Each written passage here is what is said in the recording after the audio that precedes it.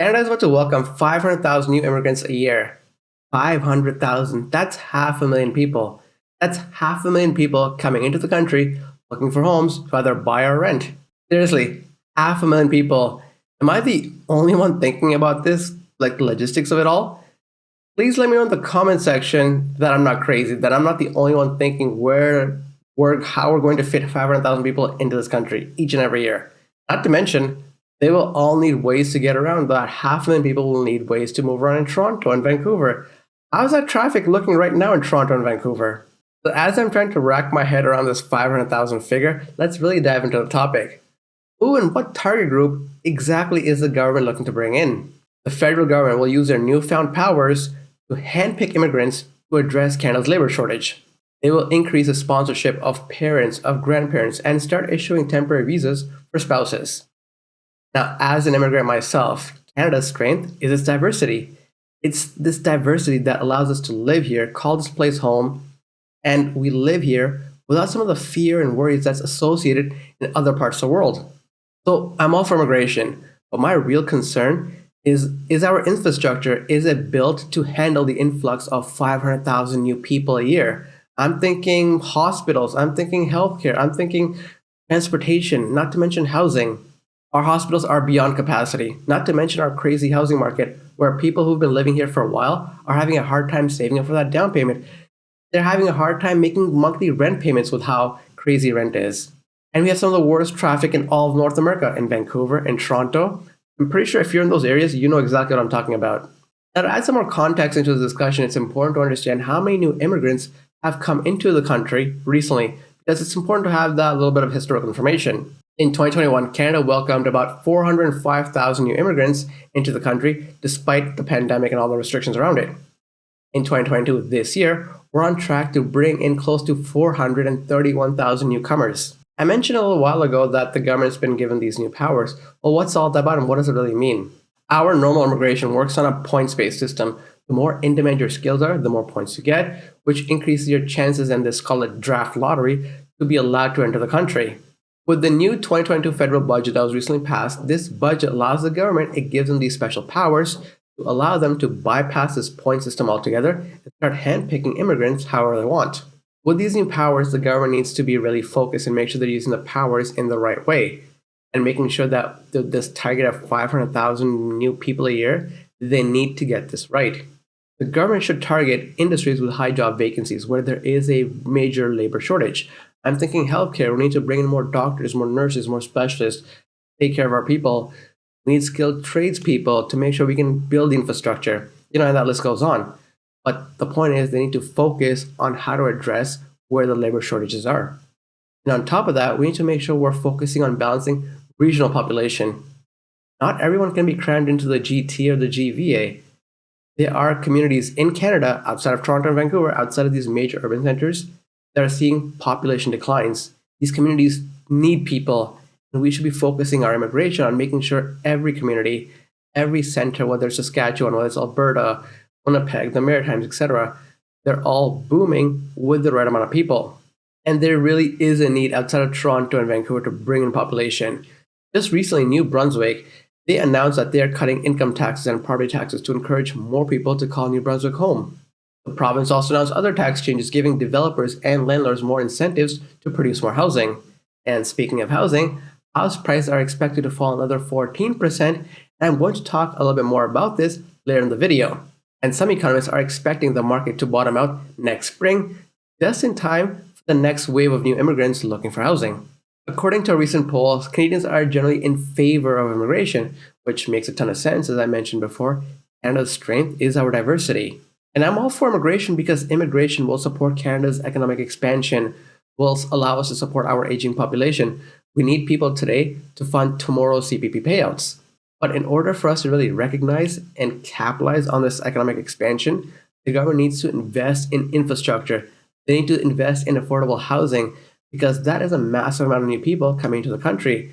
Without the right foundation, well, it all sort of crumbles apart.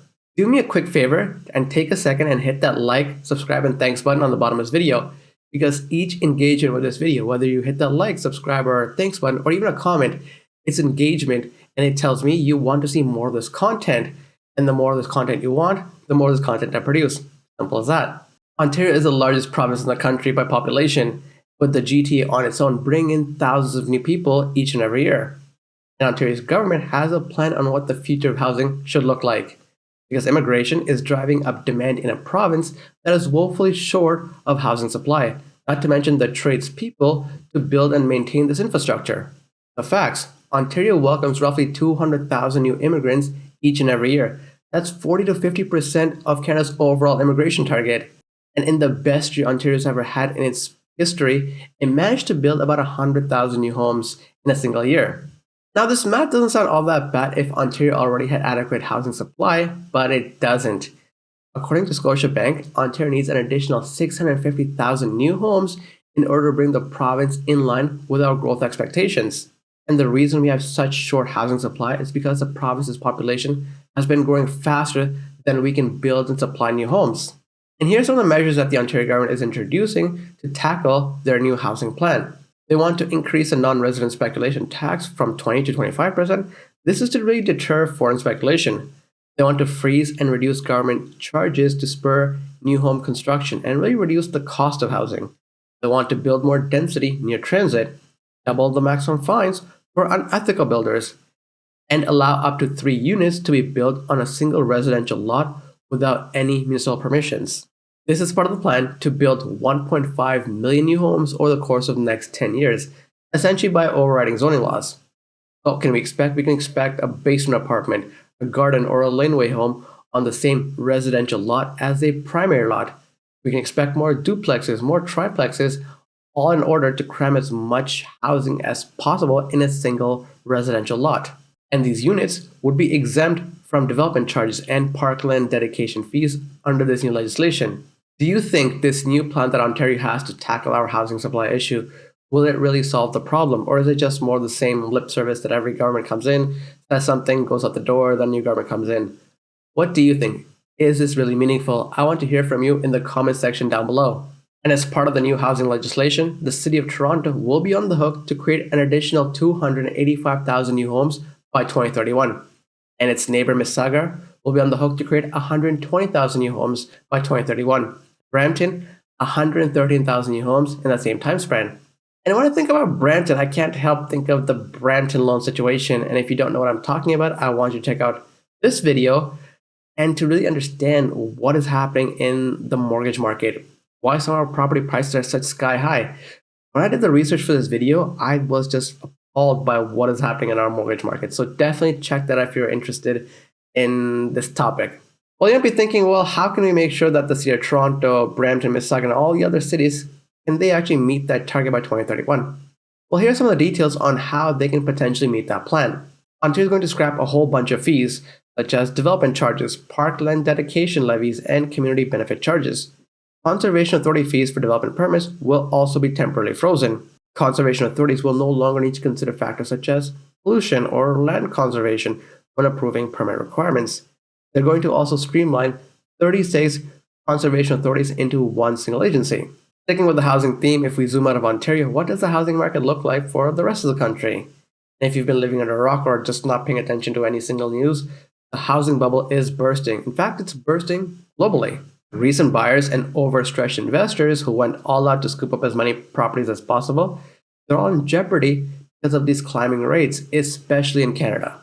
It's crazy. Every time I think about the housing market or do one of these videos, what the housing market looked like 12 months ago versus today. In fact, just take a look at some of my older videos where I'm talking about the housing market and some of the things I'm talking about today. It's like a night and day difference. There was a pandemic boom. The suburbs around every single major urban center was sprawling with new buyers. Buyers just simply couldn't get enough. There were all these anxious bidding wars. Anybody remember those? Remote workers wanted more space as their home became their gym, their office, their shelter, and more. And investors, they want to scoop up as many properties as possible, taking on as much cheap debt as possible. Who doesn't love a get-rich-quick scheme? But the global housing market, whether you're looking at Canada or New Zealand, doesn't matter. The global housing market, it's bursting. But the housing bubble, it is bursting. It's bursting globally in a way it hasn't for many decades. And this is marking the end of a very long boom. Often people forget that the housing markets, they can go up as well as down. You've lived through the ups, now you're experiencing the downside. According to Oxford Economics, countries with the largest share of investors investing in housing, they will see the biggest impact. And no surprise, Canada's on this list. And according to global economics, the countries with the highest risk of the biggest impact because of this housing bubble bursting, they are Canada. You can see New Zealand on the list, Finland, and Taiwan. RBC economists are predicting sales in Canada to be down an additional 40% next year, on top of the already existing sales decline we've already seen. The fact is that central banks around the world are aggressively raising interest rates to try and tackle inflation. We haven't seen a situation like this in almost 4 decades. This is very real. This is very new for people who haven't seen this before. In a global housing market where the theme is that mortgage rates are rising and home prices are falling, what does it mean for Canadians who have not had a chance to step into home ownership? Is there sort of light at the end of this tunnel? I do have some good news, as some believe that there is an upside to this crisis and that lower prices will allow young Canadians to get into the housing market. This might be your chance, especially if you're waiting on the sidelines for lower prices to allow you that dream of home ownership. And make sure you stay subscribed to this channel so you can get these real-time housing market updates. But having said all that, even though we are seeing lower prices, that doesn't mean the war on affordable housing is about to end anytime soon. Thank you so much for watching. Hopefully you had some meaningful takeaways from this video, and make sure you hit that like, subscribe, and thanks button.